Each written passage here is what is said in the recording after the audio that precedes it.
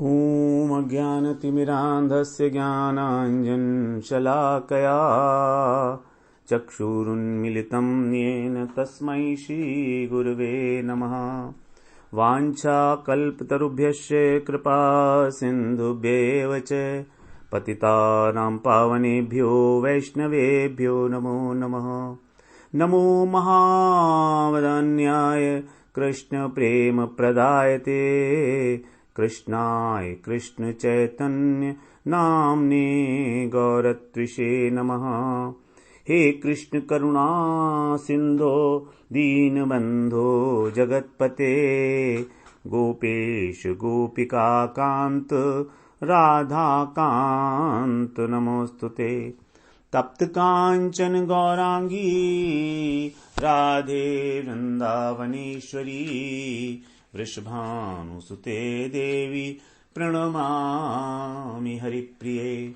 वृन्दायै तुलसीदेव्यै प्रियायै केशवस्य च कृष्णभक्तिप्रदे देवी सत्यवत्यै नमो नमः।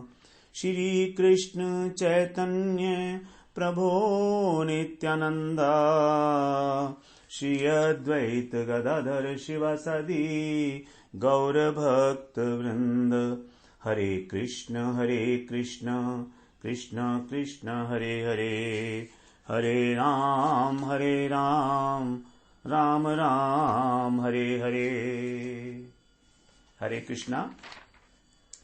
सर्वप्रथम मैं अपने गुरुपाद पद्म ओम विष्णुपाद अष्टोत्तर शत श्री श्रीमद् भक्तिवेदांत माधव गोस्वामी महाराज के चरण कमलों में अनंत कोटि दंडवत प्रणाम ज्ञापन करता हूं।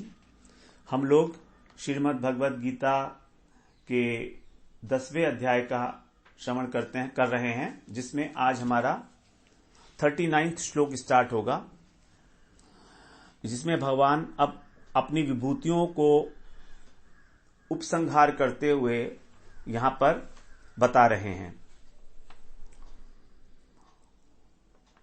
यच्चपि सर्वभूतानां बीजं तदहम् अर्जुन न तदस्ति विना यस्यात् मया भूतं चराचरम्। यच्चपि सर्वभूतानां बीजं तदहम् अर्जुन न तदस्ति विना यस्यात् मया भूतं चराचरम्। यहां पर भगवान बता रहे हैं चौ माने और। हे अर्जुन, संपूर्ण प्राणियों का, सर्वभूतानाम, संपूर्ण प्राणियों का जो बीज है, बीजम मूल कारण, तत् माने वह, बीज भी मैं ही हूं। अपि माने भी, तो जो सभी प्राणियों का बीज है वो भी मैं ही हूं। क्योंकि तत् माने वह, चर अचर कोई प्राणी नहीं है जो मेरे बिना हो। न तदस्ति विना यत् स्यात्, मेरे बिना कोई प्राणी हो ऐसा है ही नहीं। मया भूत चराचरम, तो इसका मतलब जितने भी प्राणी हैं वो सब मुझसे ही हैं, मेरे अतिरिक्त नहीं है कोई भी। यहां पर कंक्लूड करते हुए भगवान कह रहे हैं कि मैं बीज हूं। यद्यपि भगवान पहले कई बार कह आए हैं कि मैं ही सनातन बीज हूं, लेकिन तो भी अब यहां पर भगवान उसी बात को दोबारा से कह रहे हैं। किस प्रकार दोबारा से यहां पर कह रहे हैं भगवान कि मैं ही जो है बीज हूं सबका, जितने भी लोग हैं उन सबका बीज मैं ही हूं। न तद अस्ति विना यत् स्यात्, जिसके बिना कोई है ही नहीं चराचर जगत में। तो अब यहां पर 20वें श्लोक से 39वें श्लोक तक भगवान ने अपनी विभूतियां बताई हैं। ये सभी विभूतियां भगवान ने बताई हैं अधिपति के रूप में और सार के रूप में। भगवान किस किस वस्तु के अधिपति हैं, क्या मुख्यता प्रधानता के रूप में प्रत्येक वस्तु के अंदर जो प्रधान वस्तु है वो भगवान की विभूति है ना। तो अधिपति उसके स्वामी के रूप में, और यहां अंतिम श्लोक में बताया सार के रूप में कि सबका सार कौन है, सबका सार भी मैं ही हूं, बीज भी मैं ही हूं। तो इस प्रकार 20वें श्लोक से और 39 श्लोक तक हमारी टोटल 82 विभूतियां बनती हैं। जैसे 20वें श्लोक में 4 विभूति थी, 21, 22, 23 इन सब में 4-4 विभूतियां रही। 24वें श्लोक में 3 विभूतियां आई, फिर 25, 26 में 4, 27वें श्लोक में 3, फिर 28 से लेकर और 31वें श्लोक तक 4 विभूतियां थी। 32वें श्लोक में 5 आ गई, फिर 33वें में 4 विभूति, 34th में भगवान ने 9 विभूतियां बताई, फिर 35वें में 4, 36वें में 5, 37, 38 में 4-4 और 39th इस श्लोक में स्वयं को बीज बताया, मतलब एक ही विभूति बताई। तो इस प्रकार से ये विभूतियां 82 विभूतियां हमारी यहां पर होती हैं। 82 विभूतियां भगवान ने अपनी बताई हैं। इस श्लोक में सभी विभूतियों का सार बता दिया कि मैं सबका मूल कारण हूं, सबका बीज हूं, अर्थात जगत का निमित्त कारण भी मैं हूं और उपादान कारण भी मैं हूं।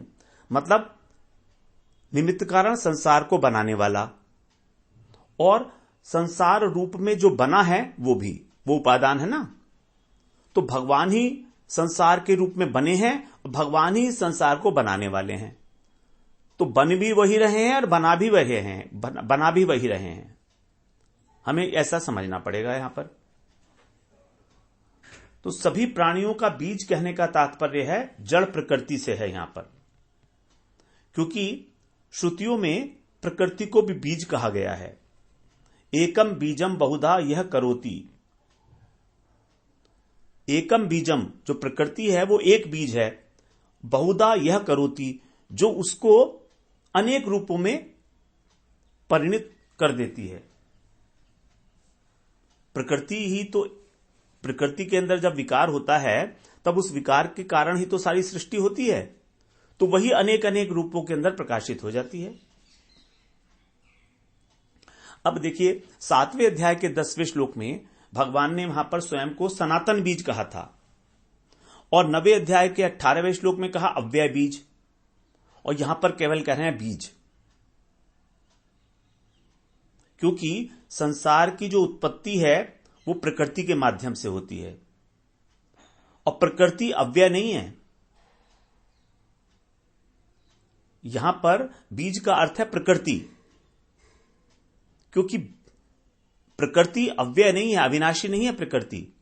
प्रलय महाप्रलय में प्रकृति भी जो है भगवान के अंदर प्रवेश कर जाती है, तो उसको हम अविनाशी नहीं कह सकते। जबकि 7वें और 9वें अध्याय में जो बताया गया वो वहां बताया भगवान ने सनातन बीज, वहां पर अपने को भगवान बता रहे हैं, और यहां पर कह रहे हैं कि जो प्रकृति है वो भी मैं ही हूं, क्योंकि शक्तिर्मते मतो अभेदा, उसके अनुसार भगवान और भगवान की शक्ति एक है। तो प्रकृति को बीज बताने का मतलब हो गया कि भगवान स्वयं कोई बीज कह रहे हैं।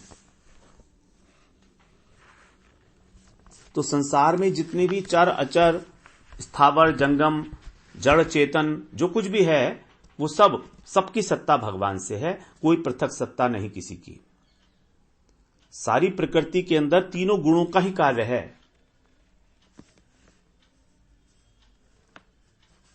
तो इसलिए सब कुछ भगवान से ही माना जाएगा, भगवान का ही है और भगवान के लिए ही है।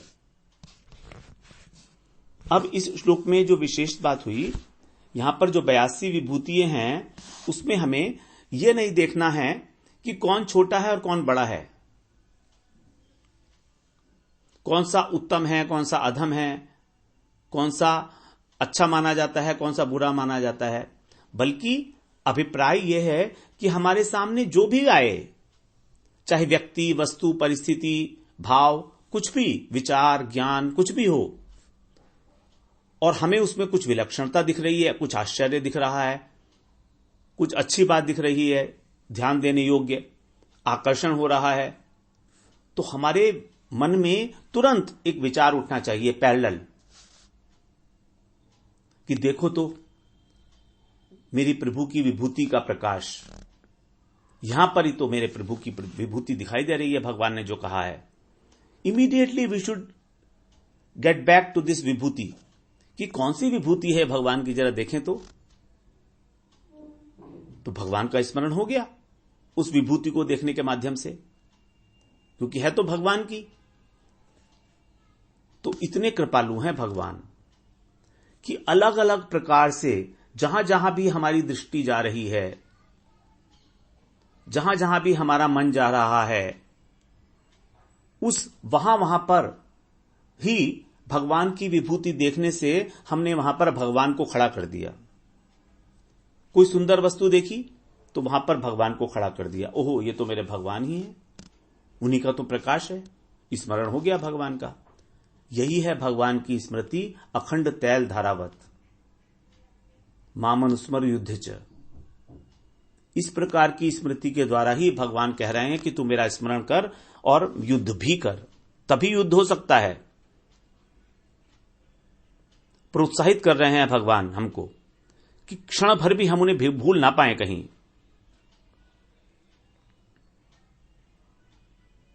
कितनी कृपा है भगवान की ये हम लोगों पर, जो सारे जीवन पाप ताप करते रहे, अनर्थग्रस्त, भगवान को चाहते नहीं हैं, इस दुनिया से निकलना भी नहीं चाहते हैं, लेकिन भगवान कितने कृपाद्र हो गए हैं, कृपा के द्वारा कितना पसीज गया है उनका हृदय, कि वो चाहते हैं कि एक बार ये समझ ले मेरी विभूतियों को, फिर इसको मेरा स्मरण अपने आप होने लगेगा, करना भी नहीं पड़ेगा। लेकिन हमें भगवान की इस बात को स्वीकार करना होगा पहले। तो हमारी जो प्रार्थना में स्मृति हो जाएगी। फिर वास्तव में जब हमें भगवत स्मरण होगा तो वही भगवान के प्रति प्रार्थना होगी, कृतज्ञता का भाव उमड़ाएगा, आश्चर्य का भाव उमड़ाएगा। जहां कहीं भी विशेषता देखी, और हम विशेषता के प्रति तो हम लोग आकृष्ट होते ही हैं, स्वाभाविक रूप से सभी लोग होते हैं, ऐसा कोई नहीं है जो विशेषता के ऊपर आकृष्ट ना हो। एक बार तो जरूर हमारा ध्यान उधर जाएगा, कम से कम। कहीं पर भी कोई अच्छी चीज, और दुनिया के अंदर तो अच्छी चीज की भरमार है, हम इसी में तो घूम रहे हैं सबके सब। और कहां घूम रहे हैं हम? दुनिया ही हमको आकर्षित लगती है, इसीलिए तो हम दुनिया से निकल नहीं पा रहे हैं। लेकिन यदि हम उसमें उठाकर भगवान को बिठा दें तो कितनी आसानी से हमारा काम हो सकता है। भगवत स्मृति, भगवत स्मृति, भगवत स्मृति, लगातार लगातार, सोने में, जागने में, खाने में, पीने में, चलने में, घूमने में, कुछ भी करने में, पढ़ने में, लिखने में, बोलने में, डांटने में, क्रोध करने में, गुस्सा करने में, सब में, लोभ करने में, भगवत स्मृति। धन के प्रति लोभ हो रहा है, सोचो ये लोभ तो भगवान है। ऐसा ही लोभ मुझे अगर भगवान के प्रति हो जाए तो क्या कहने, वाह क्या बात हो जाएगी।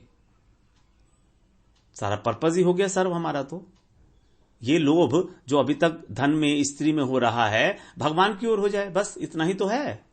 लोभ तो वहीं का वहीं रहेगा, लोभ तो वहीं का वहीं है, उतना ही है, कम नहीं हो रहा है।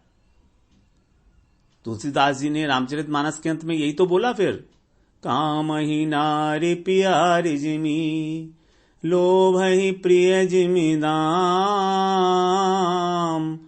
तिमि रघुनाथ निरंतर, प्रिय लागऊ मोहि राम। कंक्लूडिंग चौपाई रामचरितमानस की, दोहा, कंक्लूडिंग दोहा, कि जिस प्रकार एक कामी व्यक्ति को स्त्री प्यारी लगती है और लोभी को पैसा अच्छा लगता है, उसी प्रकार भगवान राम मुझे अच्छे लगने लगे। तिमि रघुनाथ निरंतर, प्रिय लागहु मुझे राम। निरंतर मुझको हमेशा वो प्रिय लगने लगे भगवान, मेरी तो यही इच्छा है। तो जिस प्रकार हम जीवों पे कृपा करने के लिए अर्जुन ने प्रार्थना की भगवान से, उनकी विभूतियों को जानने के लिए, बिल्कुल उसी प्रकार यहां भागवत पुराण में भी यही बात हुई है 11वें स्कंध में 16वें अध्याय में उद्धव जी ने भी कृष्ण से यही प्रश्न किया था। उद्धव जी ने यही प्रश्न किया था। बिल्कुल वो कह रहे हैं उद्धव जी वहां पर 16वें अध्याय के 3 और 6 श्लोक में कि बड़े बड़े ऋषि महर्षि आपके जिन रूपों को और विभूतियों की परम भक्ति के साथ उपासना करते हैं और सिद्धि प्राप्त करते हैं, आप मुझे वह कहिए। फिर आगे कहे, हे प्रभु, पृथ्वी, स्वर्ग, पाताल और दिशा विदिशाओं में आपके प्रभाव से युक्त जो जो भी विभूतियां हैं, आप कृपा करके मुझसे उनका वर्णन कीजिए। मैं आपके चरण कमलों की वंदना करता हूं, जो समस्त तीर्थों को भी तीर्थ बनाने वाले हैं। तो वंदना करते हुए उद्धव जी ने भगवान से यही प्रार्थना की है कि आप मुझे जितनी भी विभूतियां हैं आपकी पृथ्वी में, स्वर्ग में, पाताल में, 14 भुवन में, सब बताइए मुझे आप। तो उद्धव जी भी वहां पर विस्तार से जानना चाह रहे हैं। तो यही प्रश्न जो है अर्जुन ने किया है कि आप मुझे अपनी विभूतियों के बारे में बताइए विस्तार से, कुरुक्षेत्र के मैदान में। तब भगवान ने भी उद्धव जी से यह बात कही कि तुमने जो प्रश्न किया है यही प्रश्न अर्जुन ने मुझसे किया था। जब वो मोहित हो गया था तब उसने मुझसे कुरुक्षेत्र में यही प्रश्न किया था जो तुम कर रहे हो। तो वहां पर भगवान ने 9वें श्लोक से और 38वें श्लोक तक, 11वें स्कंध के 16वें अध्याय के 9वें श्लोक से 38 श्लोक तक, अर्थात 30 श्लोकों में अपनी विभूतियों का वर्णन किया। और इन दोनों विभूतियों में कहीं ना कहीं समानता है और कहीं कहीं कुछ बात अलग भी कही गई है, क्योंकि विशेषता तो कहीं पर भी किसी भी जगह हो सकती है ना। जैसे यहां पर पुरोहितों में बृहस्पति जी को अपनी विभूति बताया भगवान ने, वहां पर वशिष्ठ जी को अपनी विभूति बताया था। इसका तात्पर्य यही निकलता है कि विभूति बताने में भगवान का उद्देश्य किसी व्यक्ति या वस्तु की महत्ता बताने में नहीं है। यह बात बड़ी स्पेशल है, हम इसे दोबारा से रेखांकित करें और समझें। भगवान यदि वहां पर विभूति बता रहे हैं तो विभूति का अर्थ यह नहीं है कि वो व्यक्ति बहुत अच्छा है, महान है, श्रेष्ठ है, बिल्कुल नहीं।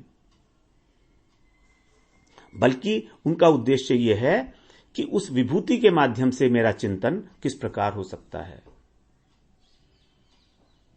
तो दोनों स्थानों में जो विभूतियां बताई गई हैं उनका उद्देश्य यही है, केशु केशु च भावेशु, केशु केशु च भावेशु चिंत्योऽसि भगवन् मया। किस किस भाव से मैं आपका चिंतन करूं भगवान। अर्जुन के इस प्रश्न के विषय में ही ये सब विभूतियां बताई गई हैं। अब हम लोग 40वां श्लोक श्रवण करते हैं। नान्त्वस्तिमं दिव्यानां विभूतीनां परन्तप, एषत्तुद्देशतः प्रोक्तो विभूतिर्विस्तरो मया।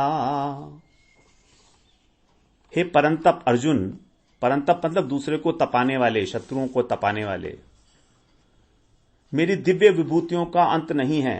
ना अंतो अस्ति, अंत ना माने नहीं, अस्ति माने है, नहीं है मेरी दिव्य विभूतियों का। मया माने मैंने तुम्हारे सामने जो अपनी विभूति बताई विस्तार से, विस्तरो, जो विस्तार कहा है, ये तो एष तू, ये केवल उद्देश्यतः संक्षेप में कहा है। प्रोक्तो माने कहा गया है। तो मैंने तुम्हें जो बताई है ये बातें, ये सब संक्षेप में हैं। तो भगवान की विभूतियां दिव्य हैं, ट्रांसेंडेंटल हैं, लेकिन हमारे लिए उनकी दिव्यता तभी प्रकाशित होगी जब हम उनको भगवत स्मरण का साधन मानेंगे। दिव्य कहने का अर्थ यहां पर उस वस्तु या व्यक्ति से संबंध नहीं है। भगवान की जो स्मरण है वो है दिव्यता। यदि हम द्वेष पूर्वक उनमें आसक्ति करके उनका भोग करेंगे विभूतियों का, तो हम उद्देश्य से भटक जाएंगे। हमें उन विभूतियों का उपभोग नहीं करना है, उनका प्रयोग नहीं करना है अपने स्वार्थ के लिए, बल्कि उनके माध्यम से भगवत स्मरण करना है। और भगवत स्मरण ही दिव्य है। यहां तो कहा तो दिव्य विभूति है, लेकिन हम इसको ऐसा ना समझें कि वो विभूति दिव्य है मतलब ट्रांसेंडेंटल है, निर्गुण है, भगवान की प्राप्ति करा देगी वो। उस विभूति को देखकर हमारे मन में जो भावना उठेगी, जो भगवत स्मरण होगा, उस स्मरण की महिमा है। जैसे पहले बताया कि विभूति अलग हो सकती है। पुरोहितों में बृहस्पति जी भी विभूति हैं, वशिष्ठ जी भी विभूति हैं। अब आप कहेंगे दो विभूति कैसे हो सकती हैं? हो सकती है, क्योंकि दोनों की अपनी अपनी विशेषताएं हैं। तो यहां विशेषता के ऊपर इंगित करके ही भगवत स्मरण की प्रधानता है, और इनका कोई अंत तो है नहीं। पहले भी भगवान 19वें श्लोक में कह आए हैं, नास्ति अंतो विस्तरस्य में, इसके विस्तार का अंत नहीं है। इसीलिए यहां तक कह दिया था उन्होंने, मैं तुम्हें प्रधानता से कहूंगा ये बातें। और यहां पर भी बिल्कुल वही बात कह रहे हैं, मेरी दिव्य विभूतियों का अंत नहीं है। मैंने संक्षेप से बातें कही हैं, दोनों बातें वही हैं 19वें श्लोक में और 40वें श्लोक में। जब भगवान अनंत हैं, ब्रह्मांड अनंत हैं, नहीं भगवान तो अनंत नहीं है, भगवान तो एक ही हैं, तो उनकी विभूतियां भी तो अनंत होगी ना अनंत ब्रह्मांडों में। हरि अनंत, हरि कथा अनंता, भगवान की लीलाएं अनंत है, भगवान के गुण अनंत हैं। तो भागवत में भी उद्धव जी से यही बात कही 11वें स्कंद के 16वें अध्याय के 39 श्लोक में, संख्यानम परमाणूनाम कालेन क्रियते मया न तथा में विभूतीनाम सृजतो अंडानी कोटिशः। कह रहे हैं भगवान, यदि मैं गिनने लगूं तो किसी समय परमाणुओं की गणना तो कर सकता हूं, इस ब्रह्मांड में कितने परमाणु हैं, लेकिन विभूतियों की गणना नहीं कर सकता। क्योंकि जब भगवान के द्वारा रचित ब्रह्मांडों की गणना नहीं की जा सकती, तो विभूति की गणना कैसे होगी? क्योंकि विभूति तो ब्रह्मांडों में ही है ना। अब ब्रह्मांड ही अनंत है तो विभूति भी अनंत होंगी। और भगवान कैसे हैं? असीम, अगाध, अनंत। तो संख्या की दृष्टि से तो अनंत है ही है, सीमा की दृष्टि से असीम है। अब सीमाएं दो प्रकार की होती हैं, कालगत और देशगत। और जो गहराई होती है उसके लिए कहा गया अगाध। भगवान क्या है? अगाध हैं, मतलब ज्ञान की दृष्टि से उनको समझना, ज्ञान की दृष्टि से, ज्ञान के माध्यम से बहुत मुश्किल है, बहुत मुश्किल है, क्योंकि वो अगाध हैं। अगाध का मतलब है गहरा, अत्यंत गहरा, जहां पर बॉटमलेस, बॉटम है ही नहीं, डूबते रहो, डूबते रहो, डूबते रहो। तो भगवान ने कृपा करके लौकिक दृष्टियों का ध्यान रखते हुए ही अपनी विभूतियों का वर्णन किया हमारे सामने। अब भगवान के हिसाब से ये विभूतियां बहुत कम हैं। हमें तो लग रही हैं चलो 81 विभूतियां हो गई, बहुत हो गई, लेकिन भगवान के हिसाब से तो कुछ भी नहीं है। अब देखिए, यदि हम देखें पूरा भगवत गीता में, तो 4 चैप्टर्स में भगवान की विभूतियां बताई गई हैं, अलग अलग स्थानों पर, अलग अलग प्रसंग में। 7वें अध्याय में, 9वें अध्याय में, 10वें में और 15वें अध्याय में भी विभूतियां हैं। 7वें अध्याय में भगवान ने अपनी विभूतियां बताई कारण रूप से, 17 विभूतियां 5 श्लोकों में, 8वें श्लोक से 12वें श्लोक तक। फिर 9वें अध्याय में बताई भगवान ने कार्य कारण रूप से 37 विभूतियां 4 श्लोकों में, 16वें से लेकर 19वें श्लोक तक। उसी प्रकार फिर 10वें अध्याय में 4 जगह पर भगवान ने अपनी विभूतियां बताई। सबसे पहले बताई भाव रूप से 20वें श्लोक में, 20वें श्लोक में नहीं, 20 विभूतियां 4 और 5वें श्लोक में बताई। फिर व्यक्ति रूप से बताई 25 विभूतियां 6ठे श्लोक में। उसके बाद अधिपति रूप से बताई 81 विभूतियां 20वें श्लोक से लेके और 38 श्लोक तक, और अंतिम विभूति 10वें अध्याय की बताई भगवान ने एक विभूति 39 श्लोक में बीज के रूप में। उसके बाद 15वें अध्याय में भगवान ने प्रभाव के रूप से 13 विभूतियां बताई अपनी 4 श्लोकों में। वो हम लोग आगे ही श्रवण करेंगे उसका, 12वें श्लोक से लेके 15वें अध्याय के और 15वें श्लोक तक। तो इस प्रकार से यदि हम पूरी भगवत गीता में काउंटिंग करें तो टोटल विभूति बनती है 194, 194, जिसको बताया गया 36 श्लोकों के अंदर, टोटल 36 श्लोक। इसका अर्थ वास्तव में अब यही निकलता है कि भगवान के अतिरिक्त और किसी भी वस्तु की सत्ता नहीं है। कह भी आए हैं भगवान कि मेरे बिना कुछ है ही नहीं, चर अचर कुछ भी नहीं है। न तदस्ति विना यस्यात् मया भूतम चराचरम। इस चराचर जगत के अंदर, चर और अचर जगत के अंदर मेरे बिना कुछ है ही नहीं। सब जगह ही मैं ओत प्रोत हूं, कण कण में समाया हूं। अब तो भी हम नहीं समझते भगवान की बात, तो क्या कहें।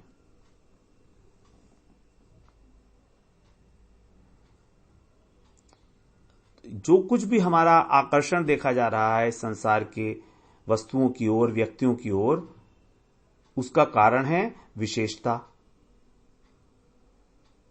कोई स्पेशल बात है, और वो स्पेशल बात, स्पेशल टैलेंट भगवान की देन है। तो हमें यदि इस बात पर विश्वास हो जाए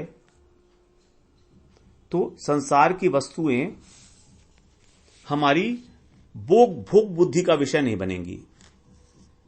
यदि हमने ये समझ लिया कि सभी वस्तुएं भगवान की हैं, भगवान की सेवा के लिए हैं, तो हम उन पर अपना अधिकार नहीं समझेंगे और ना ही उनको भोगने की चेष्टा करेंगे,